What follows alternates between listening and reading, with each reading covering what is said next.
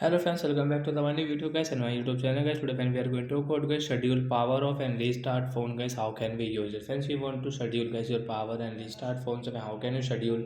Today friends, I will show you. I will tell you guys. So before starting video, friends, first of all, go and subscribe the channel guys. Click the bell icon, like the video. So friends, open you guys for phone setting guys. After phone setting, you scroll it and friends, you can see guys your phone system setting guys. Tap here.